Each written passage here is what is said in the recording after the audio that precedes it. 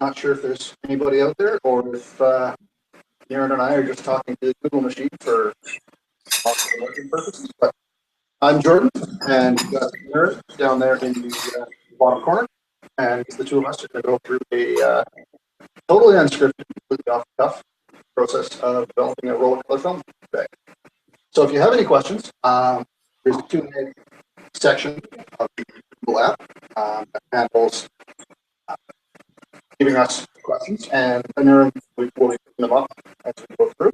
And if you're watching from the YouTube side, we'll give you a link that you can use to get into the Google app, the Q&A. Otherwise, you should be able to, on Facebook from the computer, send a question. Excuse me, to Aneurin. If we put them under the heading for the event notice it up, I might get spot to sort of gather them all in one place, and we'll pick them up as we go through. So, without further ado, get started. On with the developing. All right, so before I get into things, I'm going to bring Aneurin up, give him a couple seconds. Maybe you can tell us a little bit about what you've... Okay, chaps, or the world that might or might not be watching.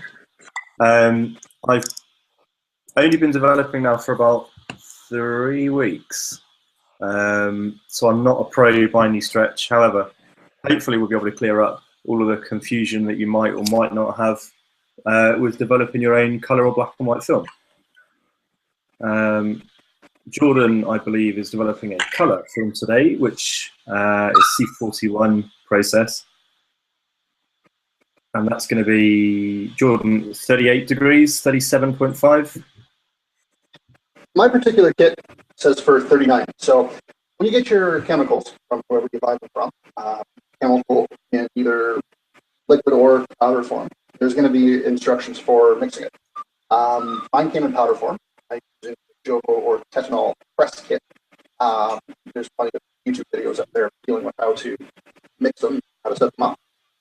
So I've got a temperature controller that I built here. This is overkill. You certainly don't need it for doing home developing, but I've done a few long runs. I found it more just annoying than anything else to try and get the temperature up to proper degree right before I start each run. My tab here is really terrible for maintaining a consistent temperature.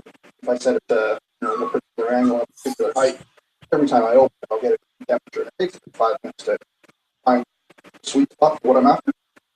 So I built this using some pretty cheap parts.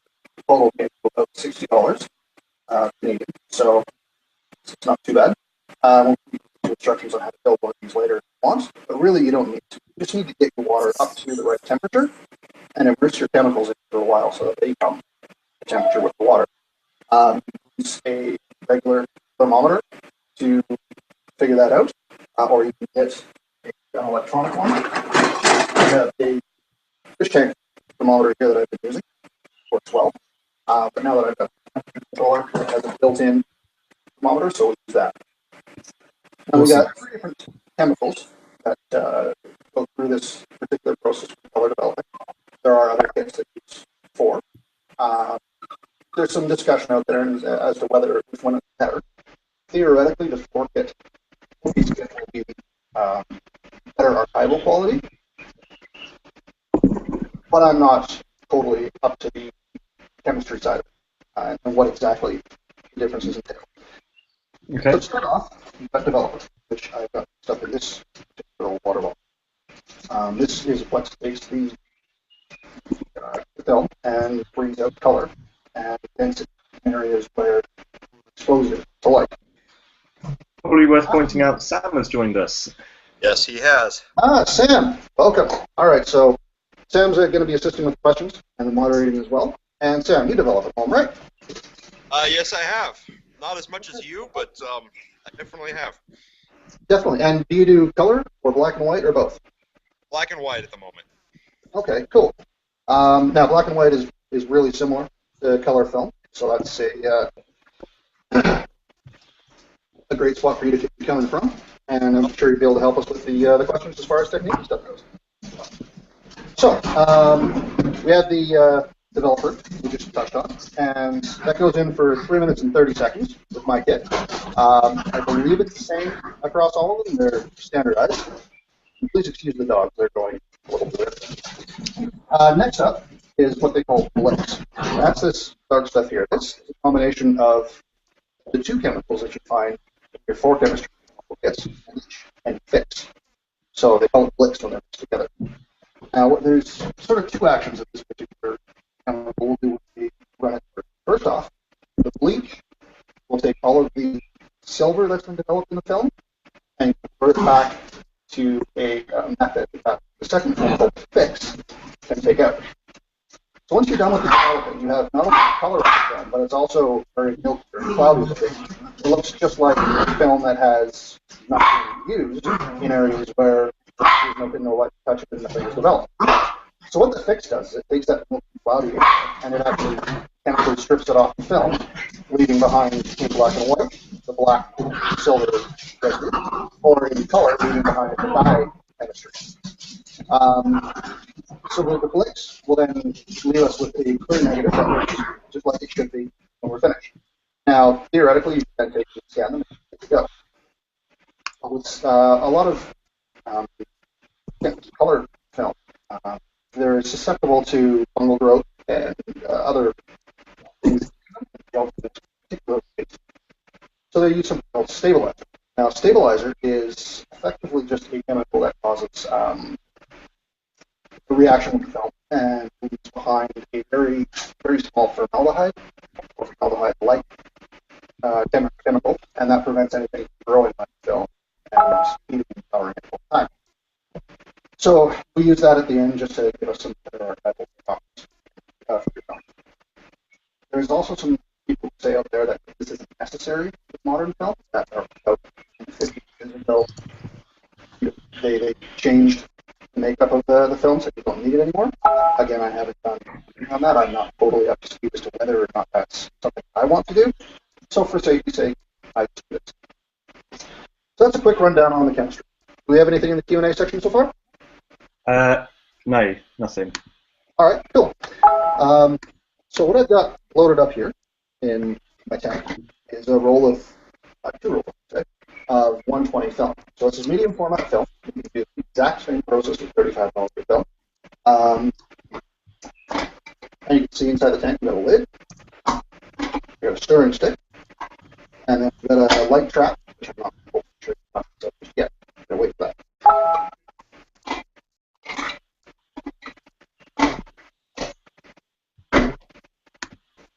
Excuse me for one moment.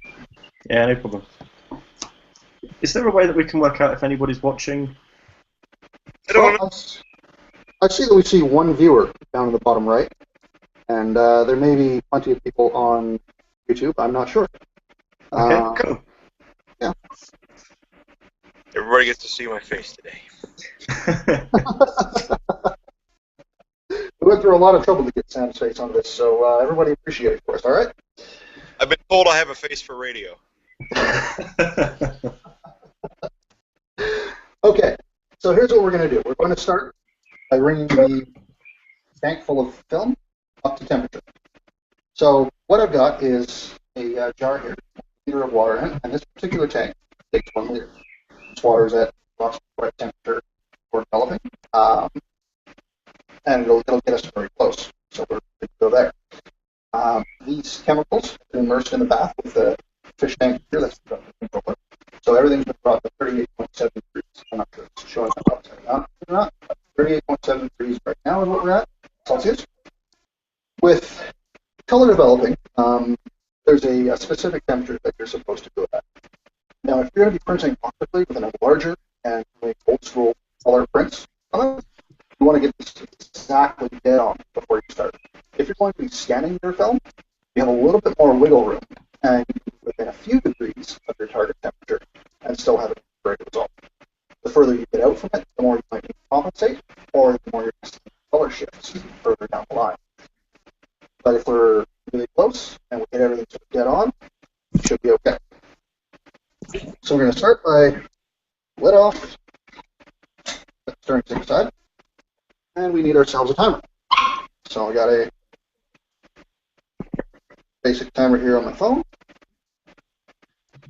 Should go to airplane mode so I get interruption. All right. So we got a countdown, and I've got it set for 1 minute, and then I've got the next one set for 3 minutes, 30 seconds, which is what we want to see for our developer. And then we have one for 6 minutes and 30 seconds, which is what we want to see for clicks. So let's start with this. Pour the water in, start the timer.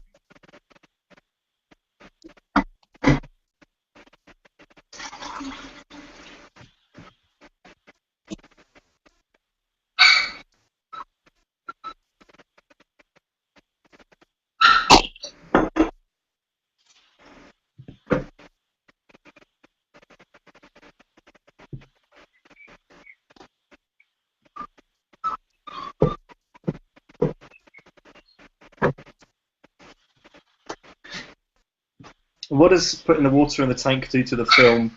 All right. Apart from bringing it up to temperature. Yeah, the point of bringing it up to temperature is so that when we pour the developer in, it will stay at the right temperature and not have a massive drop. You could lose 3 or 4 degrees off the developer, especially if you have a large tank, or I would assume that stainless steel tanks would strip a little bit more of the temperature out just as they absorb more heat. And again, we are trying to stay within that sort of target range of about 39 or so degrees Celsius. Okay. Now, the timing on this particular step isn't critical. You could start at, you give it 30 seconds, that might get you to the right temperature. You could give it 2 minutes if you needed to step aside, not a big deal. Okay, so there we are, we're done with our pre-bath. Now, let's get the next thing ready. One thing I like to do when I'm developing, sort of have the next chemical ready to go. When you're dealing with the development stage, it's really critical that you get the timing as close to perfect as you can. 2 seconds isn't going to change anything. 5 seconds might change something. 30 seconds will give you a different result. Okay. So I'm going to take my developer here, just take the cap off it, get that ready to go. Another thing you're going to want to have, leave this a minute, funnel for getting it back into the jar, or the container. And let's go. Now, I'm not sure if you can see it, but we're getting a lovely green chemical color off of that film. And that's fine, that's perfectly normal. You'll see greens and blues and every other color of the rainbow. Ask you what kind of film it was, because most of mine have been blue. What we have in here is Portra 400, which Sam misidentified yesterday. I'm not going to go into that, but we all laughed for a while. Yeah, it's because mine comes in a black and white one. My color film comes in a color wrapper. I'll second that. Is that at 2 a.m. though when you're developing and you grab a roll and you think, oh, this is black and white. Yeah. All right, so for the first 30 seconds or so, you want to agitate this. Now what I'm doing is, in this case, I'm stirring it with a little stick, spinning it back and forth. And what that does is that gives us some motion, chemical, around the film. As you're developing, the film will slowly be consumed, or the film, the developer, right near the film, will slowly be used up.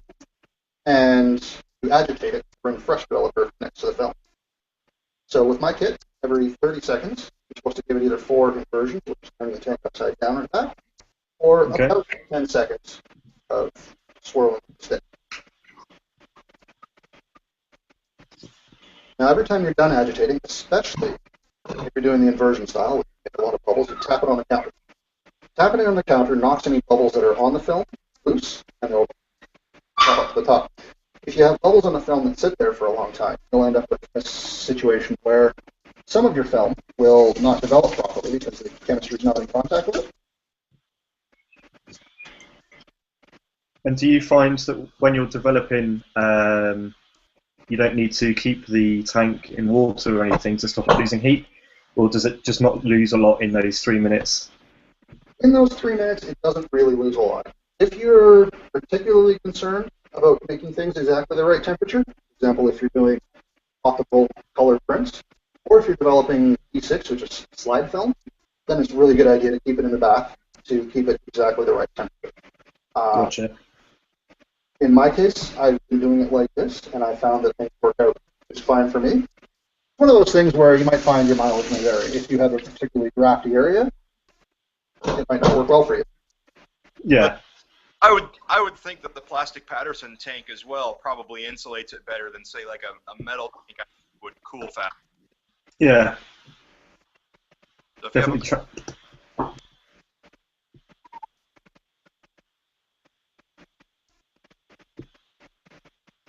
those Patterson tanks are the equivalent of a styrofoam cup. It's just, your cup of noodles cup. Not gonna. Yeah. Exactly it. It does a great job of keeping the heat in. What happens if you are off a couple degrees? Let's say the thermometer is wrong.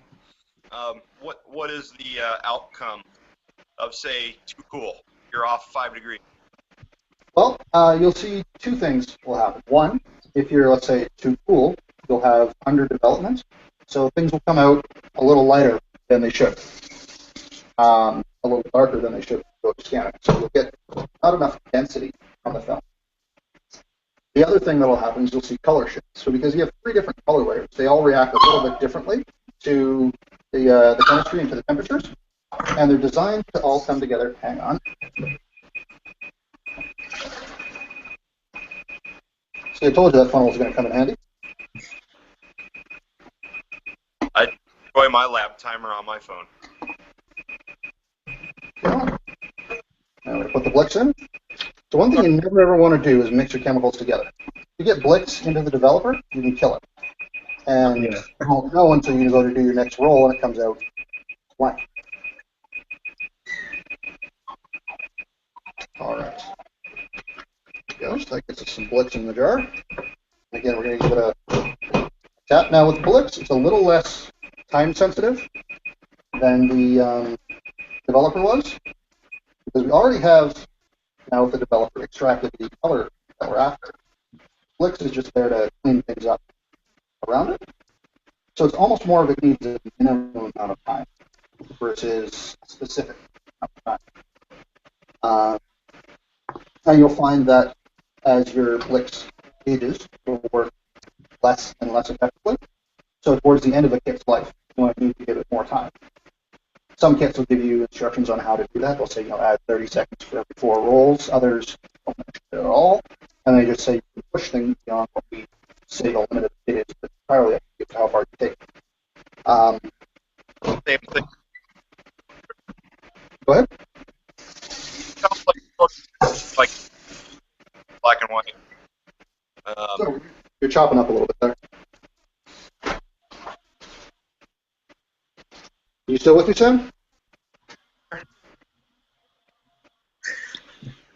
you not hear me? Yeah, Okay. you've got a bit choppy. Oh, okay. Yeah, that happens. I was going to do my best Billy Crystal impression where he talks and then, oh, yeah. And but, no, I was going to, Blix kind of like your fixer. For me, I have to give it more time or dump it over. Yeah, that's the thing. As fixer or Blix nears exhaustion, giving it more time will let it do its thing. Now the nice thing about this is if you discover afterwards that you didn't give it enough time and it still looks a little cloudy or whatever when it comes out, you can always re-Blix. You can refix, you can put it back in and give it another 30 seconds, a minute, whatever, if you feel that's what you need to do. It's doing it until completion, so you just need to do enough of it for things to be good.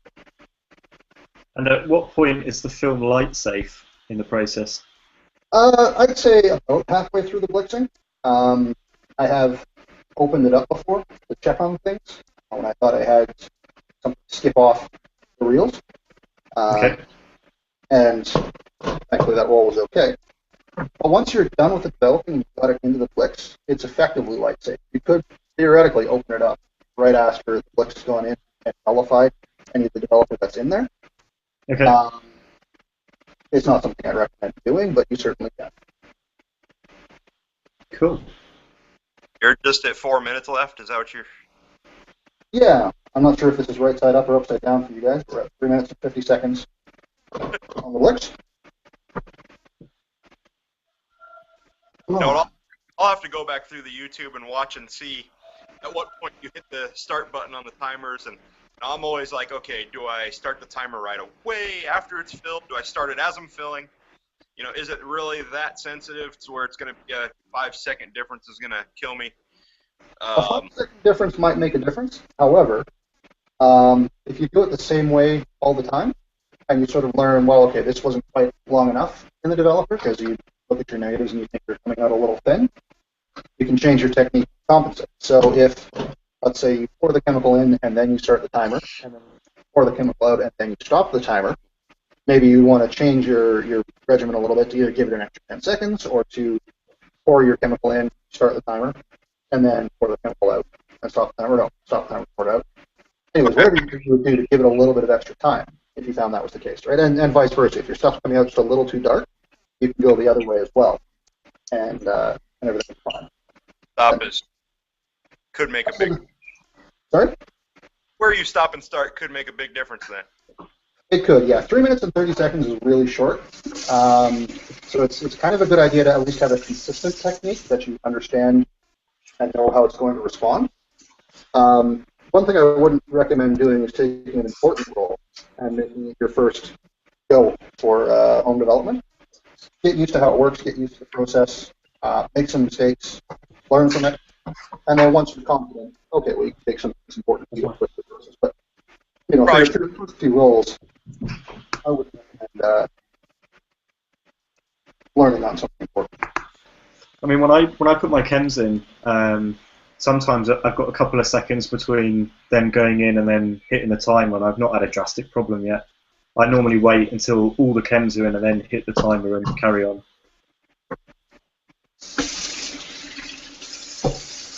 I guess at that point, too, you can always start pouring it out a second or two before it's over. Yeah, totally. Over that point, start on the side. I found that the lines on how precise you've got to be aren't quite as serious as, you know, to the millisecond. Well, you know, for me, for black and white, like I've been doing all my black and white as Caffeinol, and so I'm I'm doing 15 minutes with an inversion every minute, or I invert for 10 seconds every minute, and you know, it comes out great, but 15 minutes not such a big deal. Now, a bunch of Ilfosol 3, I'm looking at 3.5 to 5 minutes. That's going to change things. Yeah, totally. That stuff's gonna run pretty hot in there. I mean, when I did my first black and white, I did a almost homeopathic Adenol 1 to 50 mix or 1 to 100 for 14 minutes. So you've got a lot of leeway there. If you do get something wrong, it's a good place to start. Seconds isn't going to change your life. Yeah, exactly. And it's cheap as well. It's really cheap. I think it was like €3-4 for a 50ml bottle that did 6 films. Yeah. Yeah, I just got my Ilfosol 3, and I figured I'd try it in a real chemical instead of mixing my own. Yep, there you go. I'm out in the garage right now. I'm supposed to be cleaning. Oh, really? But it's all about my cleaning. But, yeah. All right, so we are done with the Blix step now. And so we can pour this off the import tank. Berry juice. Looks tasty, but don't drink the bleach.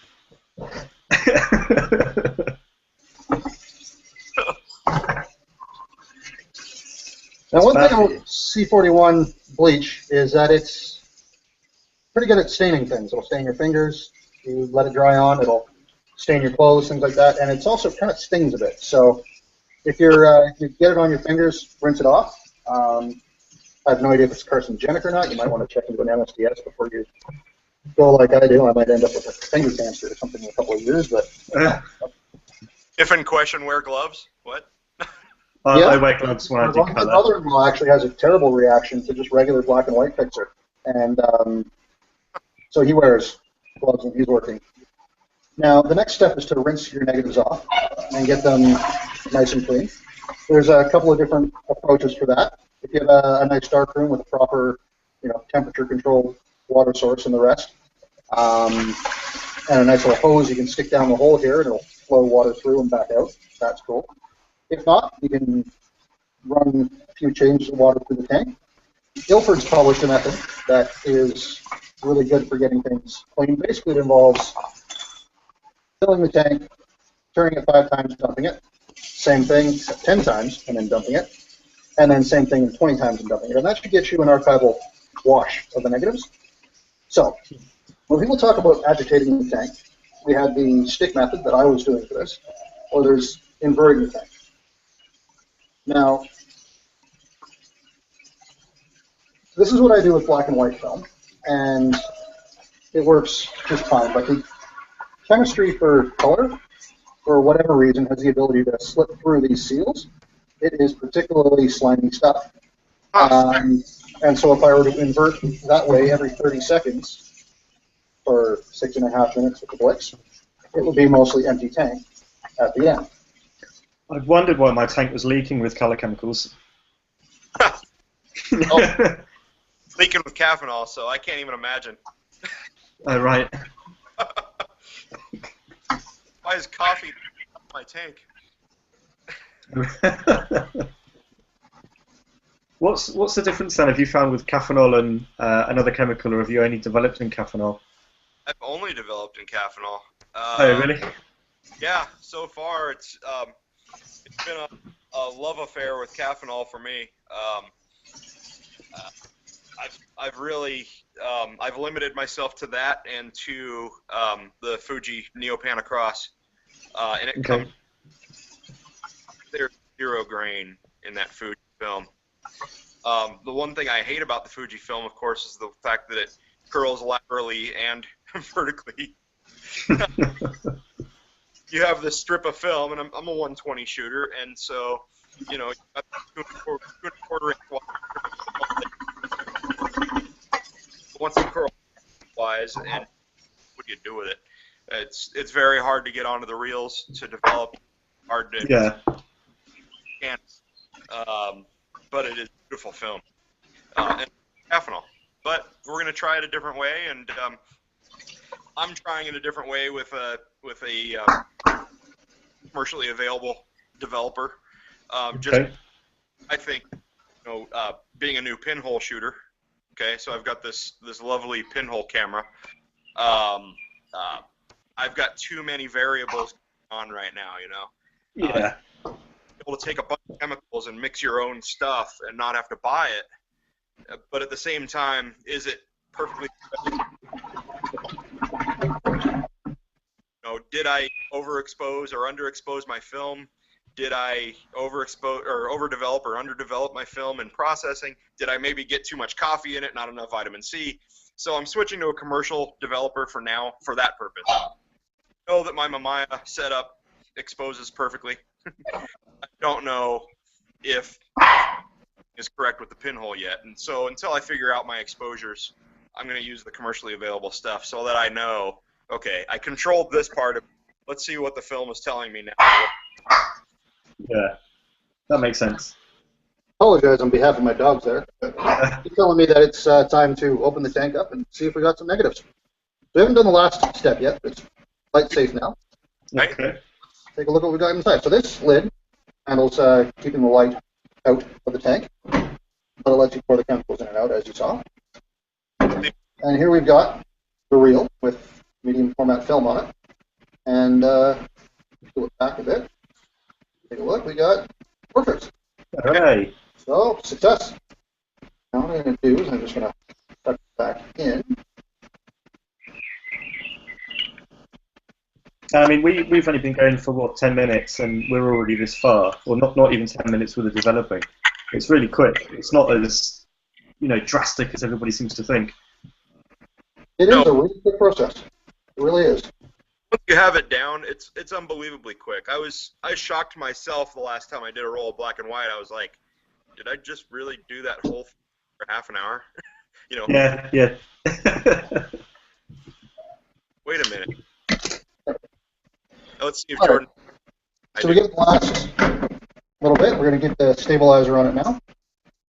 And then we'll be ready to hang it up. Do we have anything come in yet, questions-wise? Any Q&A or anything like that? Nothing. I've got a horrible feeling that we're sat here on our own. Well, it could be. Ah, I hope it's at least recording for somebody to watch later. okay. This is very true. All right, so we give that a minute to soak. And the instructions suggest that you agitate the first one, so we'll just swirl it for 20 seconds or so. It is really a straightforward process. Sorry? This really is a straightforward process. The key is, obviously, I read things on Facebook. I'm like, okay, somebody put the wrong thing at the wrong time and accidentally blitzed when they're supposed to develop. I could see that an issue if you don't have your bottles labeled correctly. But really, I mean, your light's on with the tank, so there's no excuse, right? Well, that's it. Yeah, it's pretty easy to keep everything straight, that's for sure. And it's pretty easy to come out with a great result every time. I don't think I've ever blown color development. I think there's more creative control in a black and white developing, so it sounds like color's almost easier. Yeah, color being a standardized process and having Not. effectively one way to do it, or at least one way to do it right, is a lot easier to get started with. The only key thing is just getting your temperature up. The nice thing about black and white developing is you can do it at any temperature. You just have to adjust for it and change the amount of time that you spend doing the developing. So with black and white, if your water is 4 or 5 degrees hot, you can go a few seconds shorter, and if it's a little cool, you can go a few seconds longer, and you'll still get the same result. There's charts out there to show you exactly what you can do. Goes. One of my very first rolls, and it was my first roll of HP5, temperature really does make a huge difference if you've got it really far off in black and white. And Yeah. I had a very inaccurate thermometer that I had started with that I just tried to use, Oh, here's a thermometer. Bad idea, because I found out later my room temperature distilled water was at 58 degrees. Well, if it was at 58 degrees, you could probably run it a heck of a lot longer and still come out with a good result. I came out with a very blank negative. That's it. There was a lot more, but anyway, Epson saved me. Okay, I'm going to go ahead to the bathroom. I will be back in a couple of minutes, and we can continue the chat. Later, gentlemen. See you in a second, Jordan. Yeah. Well, I think one of the important ones with black and white is that with colour you're just getting the image out of the negative, but with black and white you can change the highlights and the contrast on the film depending on what you do. So whilst it's more difficult, you've got more control, like you said, over what you're going to get out of the negatives. Right. But, black and white, it's almost like walking into a candy store and black and white, it's got 37,000 options that I can use 37 different ways each. Yeah. Do what's right, what's wrong. And then you find out there is no right or wrong. Exactly. Well, this is it. It's not an exact science because your ambient temperature could be up or it could be down. You're doing it in the summer or the winter. So my next move is going to be taking apart the old fish tank aquarium heater. Yeah. But I can. Well, one of the things you can do, if I don't know the availability of these things in America, if I take over. I'm allegedly processing. I'm gonna click on your thing. I can see what you're doing. Okay. Yeah. Can we hear Martin? No, unfortunately, Martin, we can't. Hang about. I'll have to answer this. Oh no, I can't answer it. Right, Martin, if you're listening, unfortunately we can't hear you. But if you stick a question in the bar, and we'll try and answer it. But heating-wise, I picked up one of these off of Evil Bay. And it just holds everything at 37, or it goes down to 20. I'm talking about Celsius here. And it also comes with these wonderful pots, which, you know, are really easy to label up, so you don't mix everything up. So, I mean, but then, you know, if you don't want to spend the money on that kind of stuff, you've got aquarium heaters and DIY solutions like Jordan's got. Yeah. Which I'll probably end up doing. So I found a coffee percolator, those giant party size, makes like 48 cups of coffee. Okay. Wrapped in a coated, oh, my phone keeps falling. Kodak Gold 400. It looked like a 30 canister. Okay. Get one of those in my water, but then it might be 200 degrees, not. You know, Yeah, exactly. 100 Celsius. That'd be bad. Yeah, you just boil it. Why not? Give it a go. Aha. I'm down to 30 seconds. That's it. It'd be good if it worked like that. Martin's just let us know he's got his fancy microphone plugged in for the event, but we can't hear him. Because how do we get Martin in on this? Hang about. Let me see if I can. Have you got a link to this, Sam? I think We can see you, Martin. Don't worry. I just clicked it. I may. You know what? Let me go hit my email and see.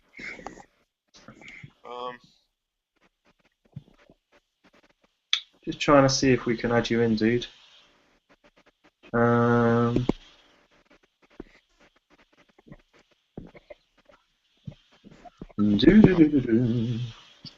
Unfortunately, Martin, we're having a very interesting time with trying to get Google to work and do what we want it to do.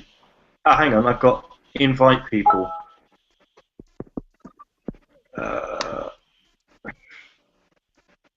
Is that me chiming on your end when I hit the? Yeah, I think so.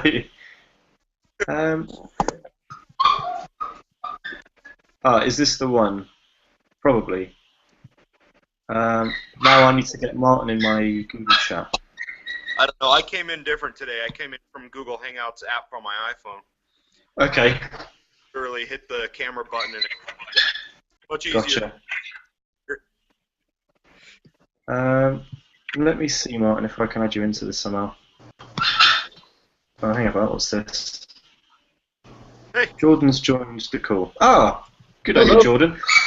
Aneurin, if you could do me a favor and mute my far end one, I think we're picking up one of the dogs you picked up. Yes, dude, no problem.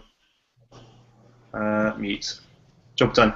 Martin has asked us a question. We can't hear him, and he's got his microphone plugged in, but obviously he's not part of the Hangout. He's just watching. How do we add him in to this?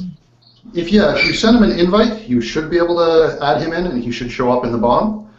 It might need to be that comes from me. I'm not sure, since I was the one who organized it. I think so, yeah. For the moment, though, maybe we can just read his question off and then answer. Yeah, he's just put he's using the YouTube link that you've sent him. Okay. So the YouTube link won't let you ask questions live on the air. It actually has to be through the Google Hangouts app. Does he have a Gmail account? He's asking questions through the app at the minute. Okay. Excellent. So what's the question? There isn't one. He's just asking. That was the question. How do I ask? No, he wants to know.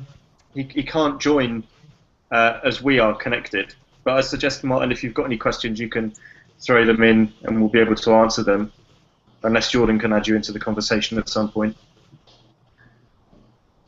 Yeah, okay, well, I'm going to head back downstairs to the main console in a second. I just wanted to show, for the moment, that we got some results. So I got them hanging up in my bathroom here, and if we switch to the front camera, you may see, I don't know if you guys are seeing anything or not. Bear with me 1 second. So we presenting. Snuck one button. We actually did 2 rolls at once on one reel. How did you do that? I mean, I know the reel is enough for a 220 roll. So it Yep. load it. So what I did was when I was loading the tank in the dark, I taped them together at the ends. You can actually see it's a little dark here where the tape was. Yeah. That side too, you can see where the tape was. And so with that, I was able to load them all onto the reel as one shot. Got you. Yeah. All right, so what I'm going to do is I'm going to drop out on this one. I'm going to go back to the main console. We'll see if we can add Martin in and answer his questions. Awesome. Now you have to unmute him. Yeah. Dogs want to talk. They do, but if I do present to everybody, would that unmute him? I can't unmute him. Uh-oh. As you can see, Martin, we're having some tech difficulties here. Hopefully Jordan will be able to unmute himself. Probably. Huh. I'm trying over here on the phone. I'm like tapping, and it's like, block this caller. I'm like, no. Yeah. Forever. The problem is, Martin, that we're not too Google orientated, but Jordan seems to know what's going on, so hopefully he'll be able to fix it when he gets back. Okay.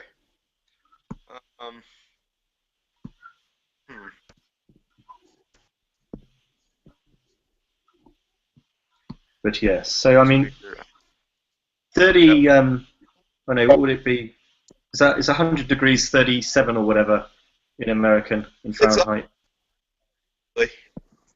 Right. Okay. 100. So, 100. So I mean, it's not. I really do need.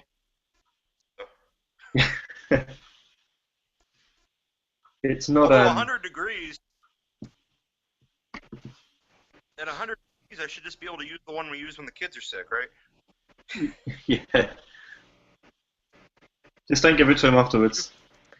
For videos, for My video. yeah, it's. Hey, y'all. That's fine. Well, you still have me? Yeah. Awesome. Hello. Okay, cool. So, does Martin have a Google Plus account? Yeah, Martin's on Google Plus at the minute. If I copy his name and I'll send it across to you in the chat. Yeah, absolutely. We'll see if we can invite him. Come on, computer, stop being horrible. Right. For 1 second. Oh, wait. I got something. What that was. Yeah, I've just sent Martin's name across so that Jordan can add him in. Oh, gotcha. And then it warns all of us who aren't friends with him that someone's joining. Oh. Yeah.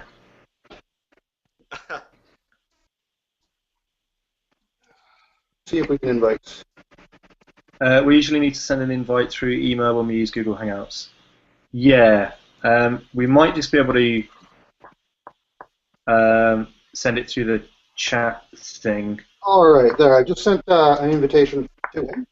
If he doesn't get it, then he'd let us know. Could you tell him, however you were talking to him, that I sent him the invitation? I'm just reading the questions off that he's posting up to communicate. It's Okay. one-way traffic at the minute, but I'll send his email over because he's just sent that. Okay. Well, I sent the invite, and it came up with his Google profile. Gotcha. So, okay. tell him to check In if case. he got a message from us.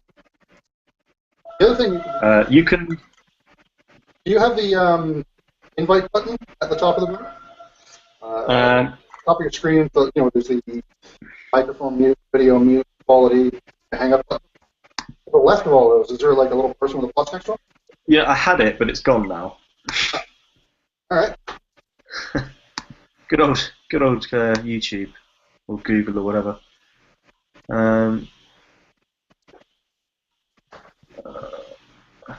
Hey, Google.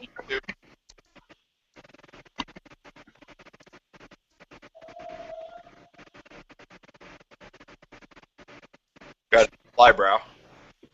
Okay. What's So that? it's not the presenting thing from my side, seeing as I'm not doing the main important bit right now. Okay.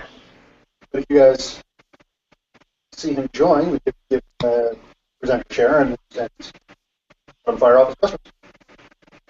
I'm just going to If I send try you and. that link that I sent you at the start there, Aneurin, Yeah.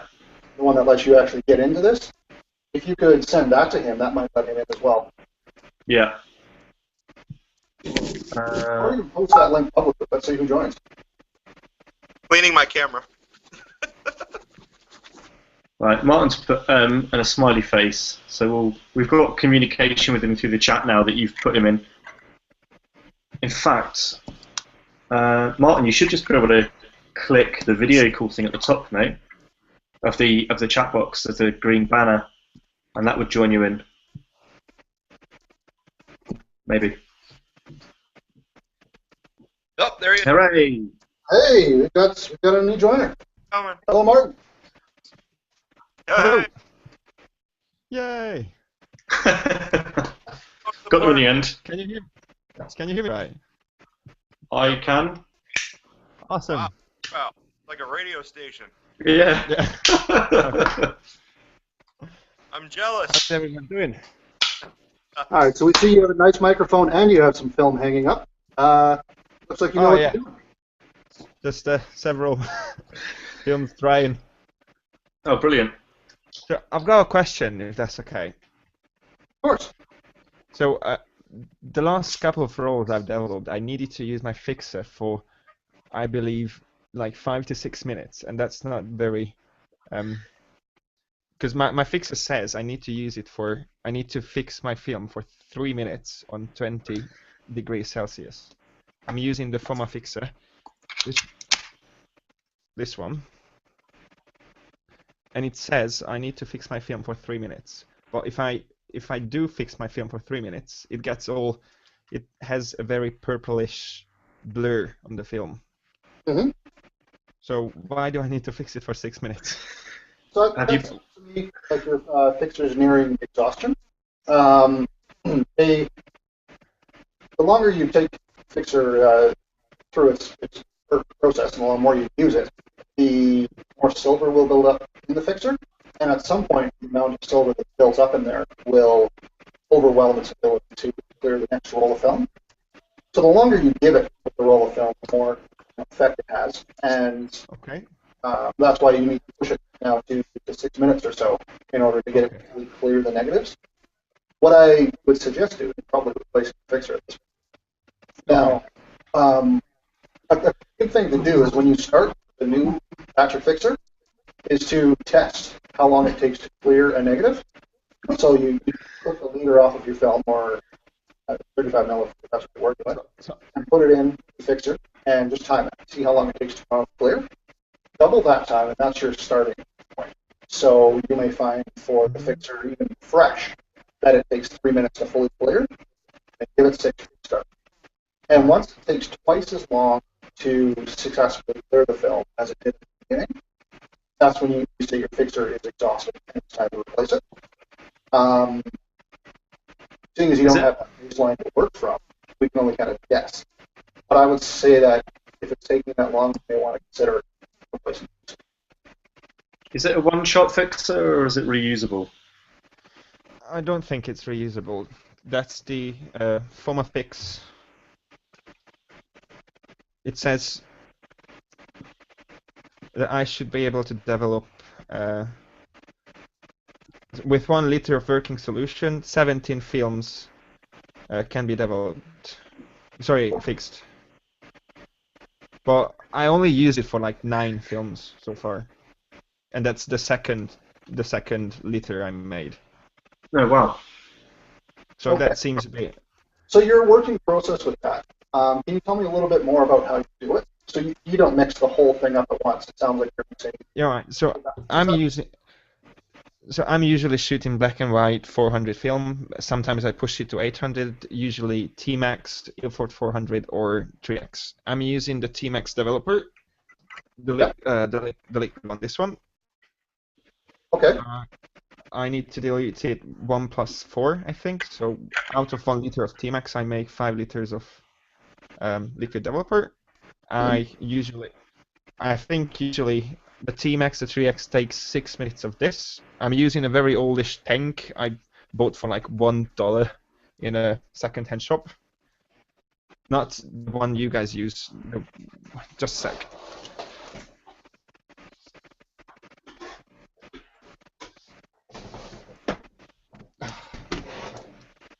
Sorry. So this old tank that I cannot do this with, but Okay. I have so I've got this in there, and all I have to do is just spin it. Yep.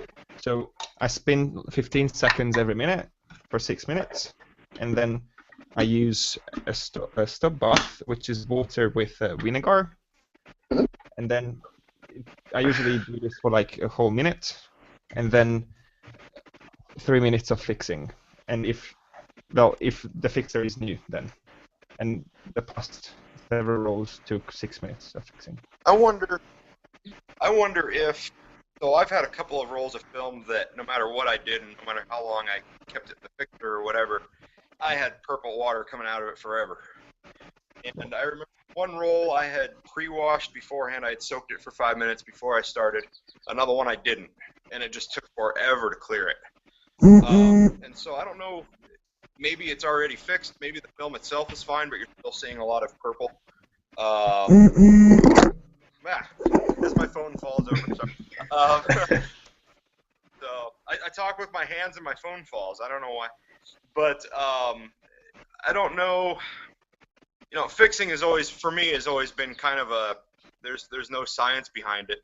You know, I'll follow the bottle, and for me, I use it's a I don't know, it's something I got on Amazon. It's a rapid fixer, an archival rapid fixer, and even that, depending on the film, it'll say either do it 3 to 4 minutes for one type of film or 5 to 6 for another, and I've always just done it for 5 to 6. You know, and it's just been my way. Mine is coming up time to replace. I can see the silver in the bottom of my jar that I keep it in. I'm thinking it's probably time to get rid of it. But hey, you know, I think sometimes it's just the base dye that just will not clear out of the tank. I mean, it's even been times where I've washed my tank after with soap and water because the dye is still in it. You know, even after I've hung my film up to dry and everything else, I just can't get rid of it. So I think it's just sometimes we get films that just have a whole ton of dye in it. If you've got pink negs, isn't that under developing? What's that? If the negatives are coming out pink, do you say? If the negatives are coming out pink, it's either the dye that's used for like anti-halation layer on the back, or it would be that they're underfixed. If you're continuing to rinse, and every time you rinse it, you're getting more gunk out, more colored bits out, that's probably the anti-halation stuff coming off, and you just keep rinsing till it's gone. Gotcha. If you do a pre-soak, you'll often find that come out, like you saw that nasty green that came out when we pre-soaked C41. That will really reduce what you're going to see coming out the back end, even on black and white. With under fixing, it's not going to be that you're seeing stuff come off when you rinse. It's that the negatives themselves will not be as clear as you want them to be. Now, you got to remember that each brand of negative has its own slight tint to it to begin with. So you can't expect it to clear like glass. You're going to see a little bit of purplish color or a little bit grayish, even on a properly fixed negative. And that's why it's best to go with double the clearing time to determine how long you can fix it.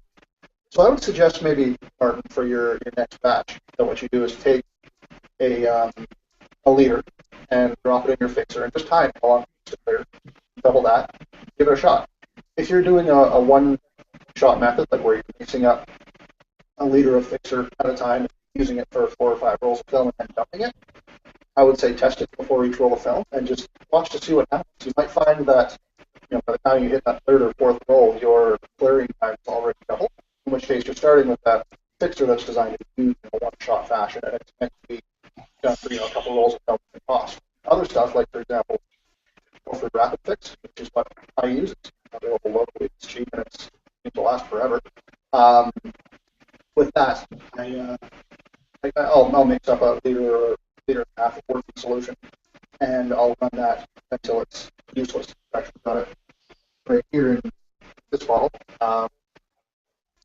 in. And I just pour it into the tank as I'm using it, and then pour it back into the bottle when I'm done, and then run that one since March, maybe. And I just go until it's done as far as clearing time takes. The other quick way to tell whether or not your fix is exhausted is if it smells like rotten eggs. It's done. But yeah, your best test really is just do that clearing time and see how long it takes, and go with a couple of that. Can I? What if I fix my film for too long? Can I damage the loss, or is it not that destructive over fixing my film? Really, if you're to leave it in the fixer for a week, it might start to attack things. But if you're to give it an extra 5 or 10 minutes, it's not going to cause it. Gone, isn't it? Color the film, it's not going to wreck it. I don't think you can hurt with any fixer I've ever seen. I don't think you can hurt it at 6 of total time. I mean, I wouldn't leave it in for 15 or 20. You know, I think you'll start clouded images and so forth. Somebody told me, it might have been Jordan, what Fixer does when they start to over fix, or I forget what the process is. It doesn't wreck the image itself. It doesn't remove images from a negative. It just starts coloring, I think, or film. But you'd have to really forget about it. Yeah.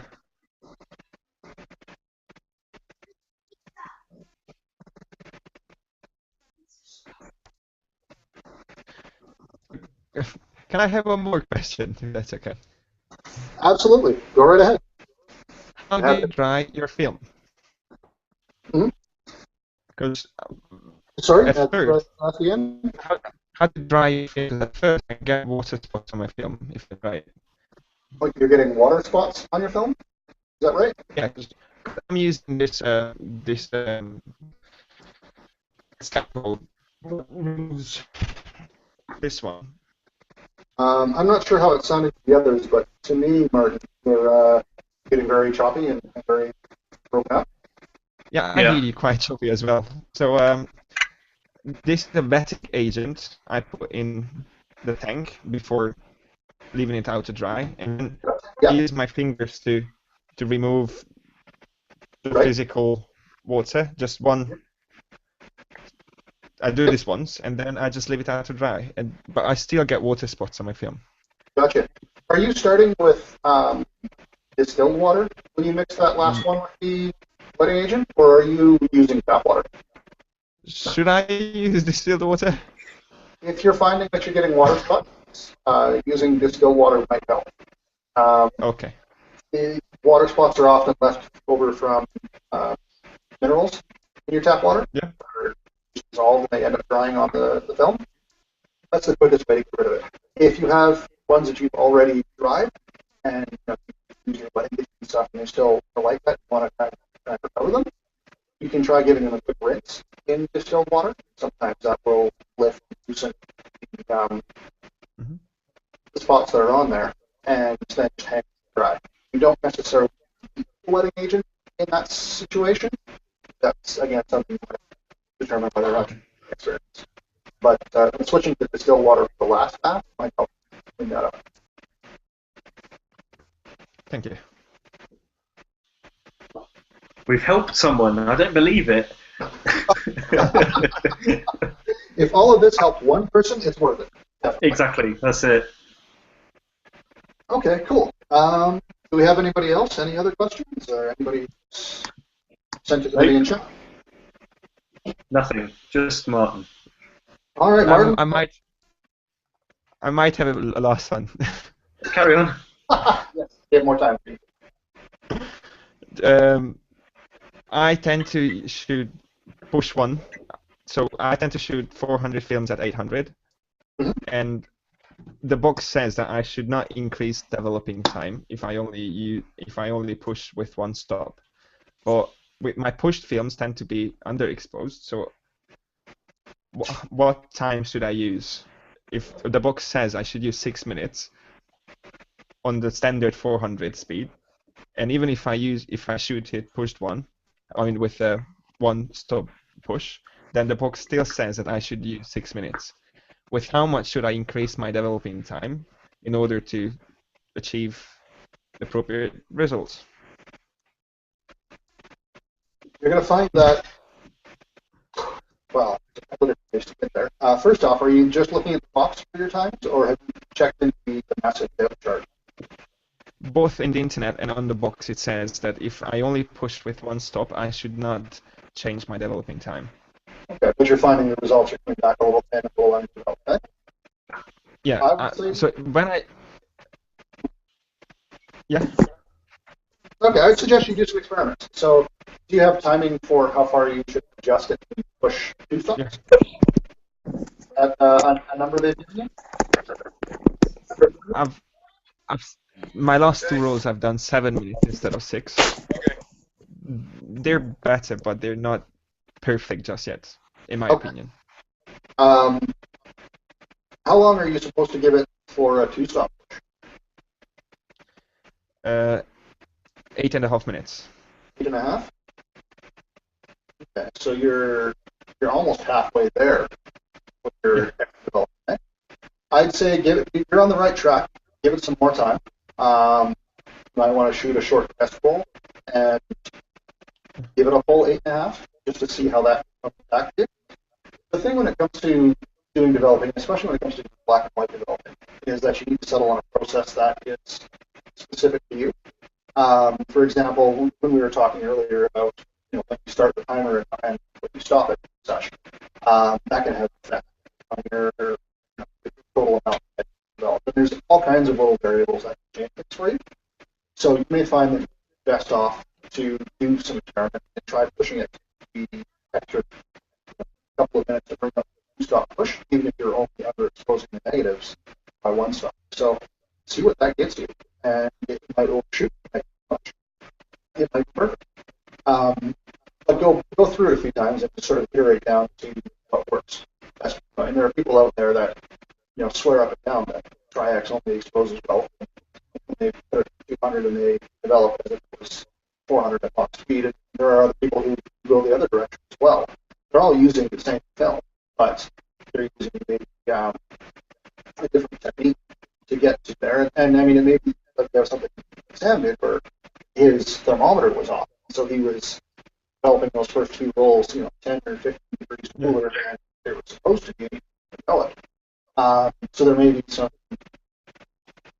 equipment items that are more consistent from batch to batch, not necessarily accurate from a scientific perspective.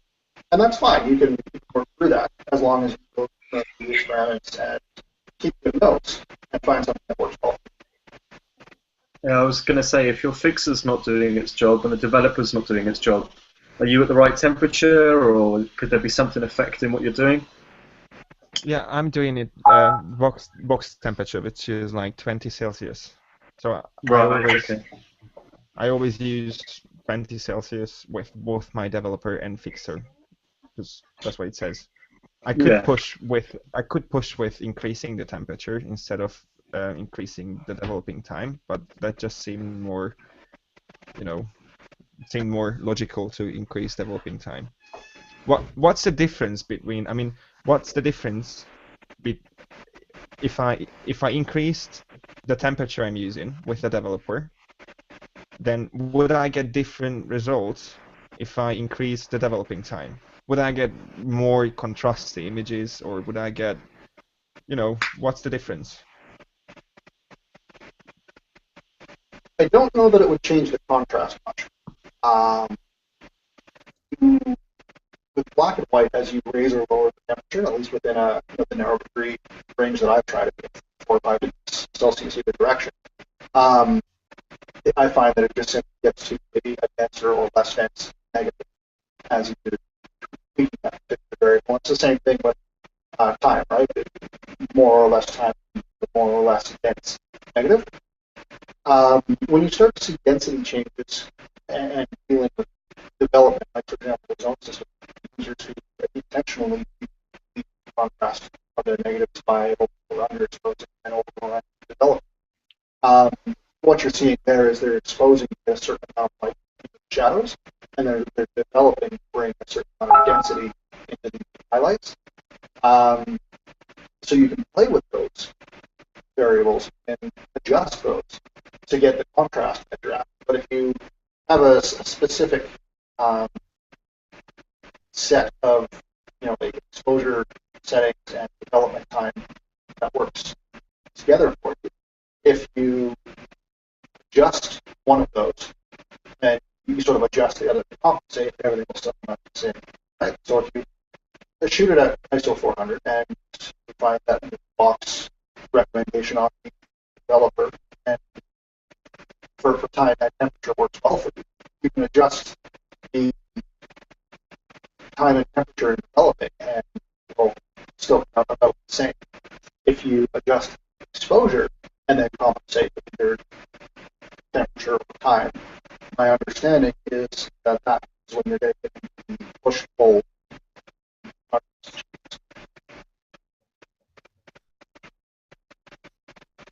And I'm back. We appear to have lost Sam, by the way. Yeah. Did that make sense to you, Martin? Yeah, I mean, you did. I mean, I think I've got it, but our connection doesn't seem to work that good because you're chopping out a lot. So I'm trying to do my best to give everything all right. Yeah.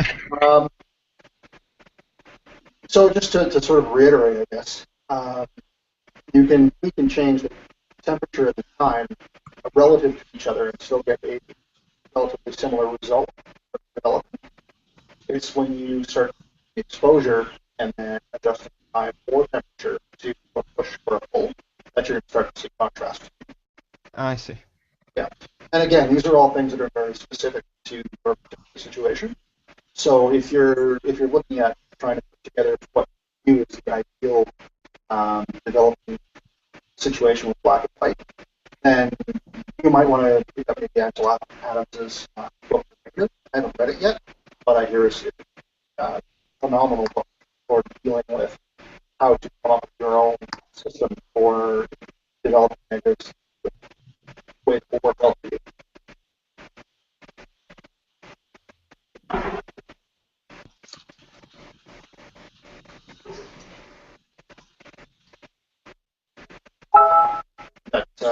That makes sense to you, Martin? Hey, you guys are still here. There he is. So basically, I just need to experiment, and then if I shoot at box speed, then changing the temperature and the developing time shouldn't change that much in either the contrast or the other characteristics of the film. But if I change my exposure and then play with it, then it's gonna get me the desired results. That's what you've said, right? Yeah, if you're looking to control your contrast, then Yeah. start by balancing your exposure with development and not just changing development. Okay. If you're finding that even your darks and your lights are too light or dark on your negatives, then you need to look at adjusting your development first. Yeah, but at the end of the day, what really matters is just enlarging the image, isn't it? Because when I enlarge my images, I feel like I'm in so much more control than when I'm developing my negatives. Yep, and you have a lot more room to screw up and try it again, right? Yeah. Yeah, exactly. Yeah. So yeah. I just feel more in control.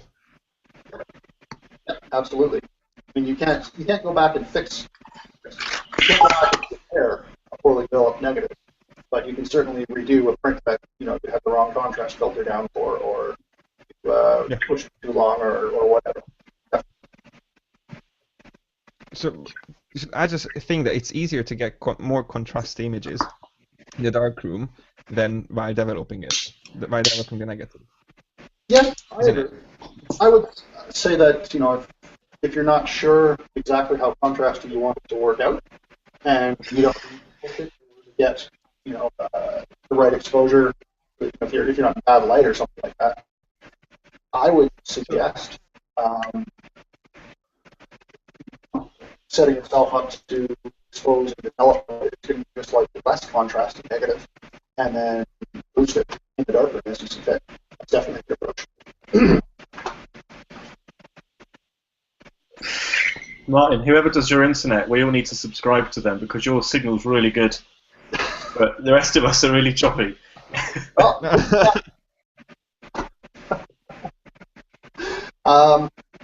Okay, so anything else you need, Martin? Anything else I can suggest? No, I mean, I certainly don't know everything, and that's the other thing. Like, don't take everything I'm giving you as gospel truth, because there are people out there who have been doing this for 30 years longer than I have, and there are people out there who have completely different opinions as to what the appropriate way to do things is, and we'll probably end up with the right result in the debate, but that's the right result for us, not necessarily the right result for you.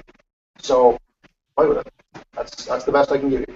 It's just like cooking. You know, what recipe works for somebody in their oven might not work, you know, in the equipment or whatever you're using for yours. Absolutely. I'm going to send Sorry? Jordan. I'm going to send you my film.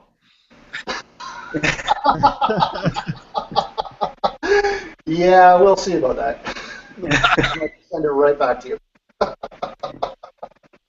it for me. I've got it soaking right now in some oil. The end of my fish tank.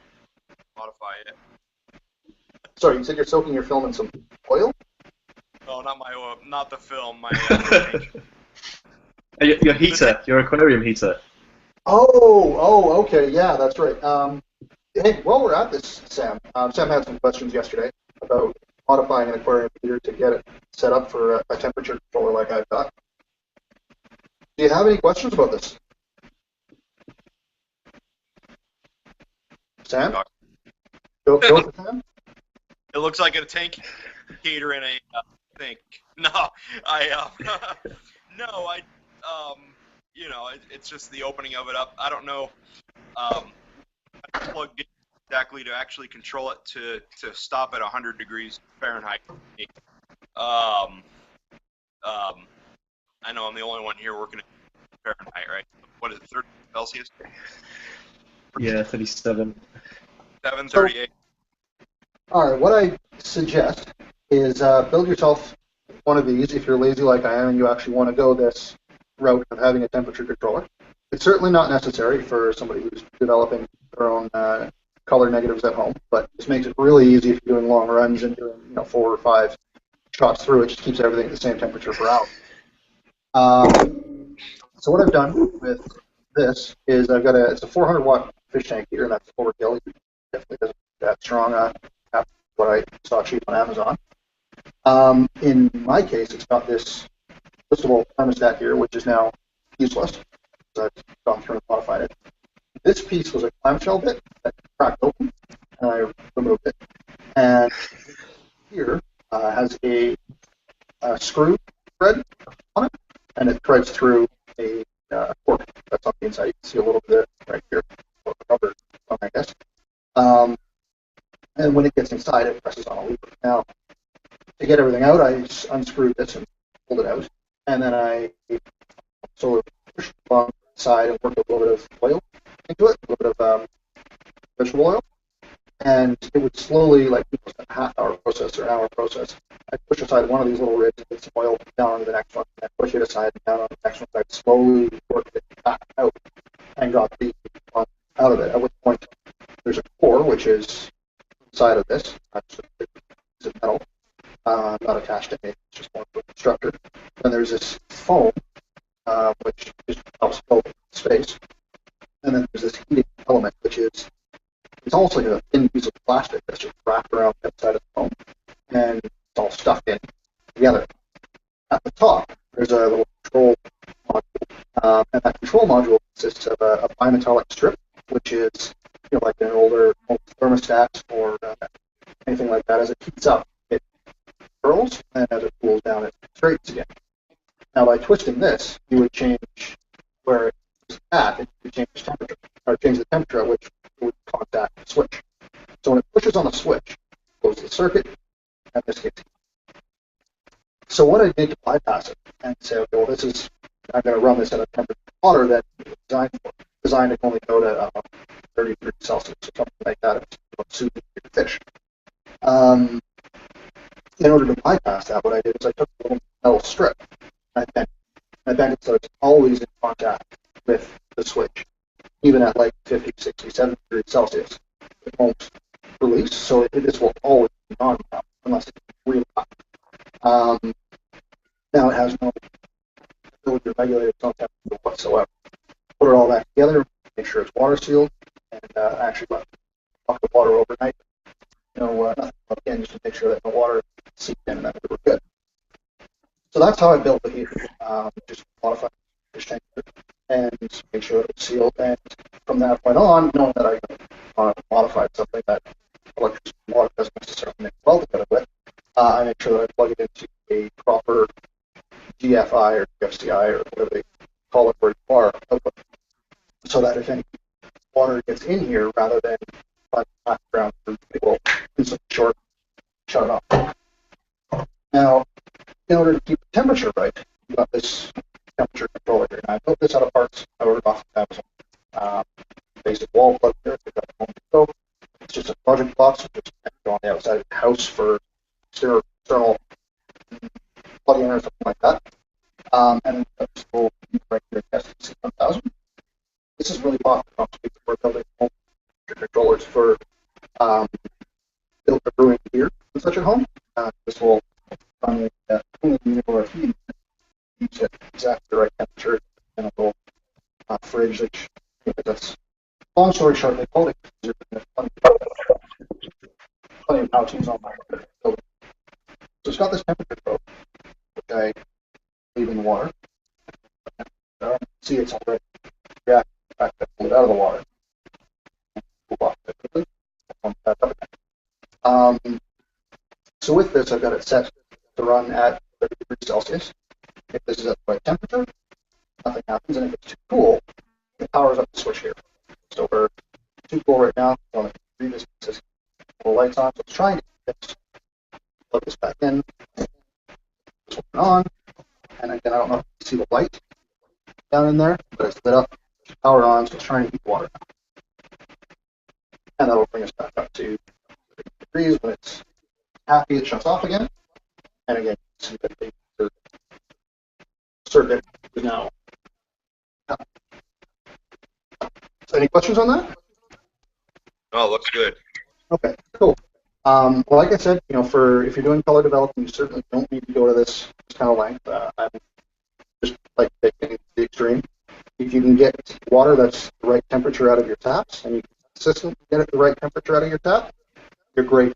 Just fill yourself a little sink full of water at the right temp, or maybe a degree or two higher. You know it's going to cool down. Put your chemicals in it. Okay, come to the right temperature. Double check your temperature. A little more hot water, just cool off too much, and you should be good to go. Like I said, in my case, this tap is just absolutely terrible for getting consistent temperature out of, so I've had to go this extra step here to make things work properly. Very nice. So how do you do it, Aneurin? How do you handle the temperature side of things? I've got a Jobo water temper thingy box with the power of walking. One of those. Hang about. The presenter. So Yeah. Come on. There we go. Right. I've got a Jobo thing that I picked up off of eBay.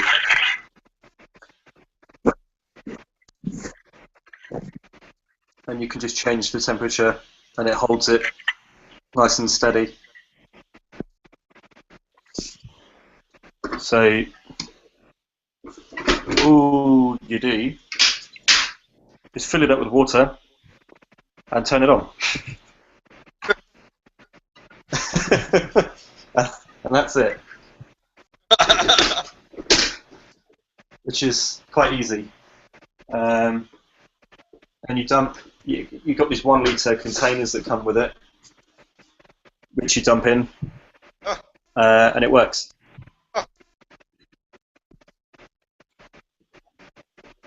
And that's you're made to fit stuff over there. Well, this is the joy of living in Germany, because Jobo was a German company. I think it's American now, or they're based in America. Yeah.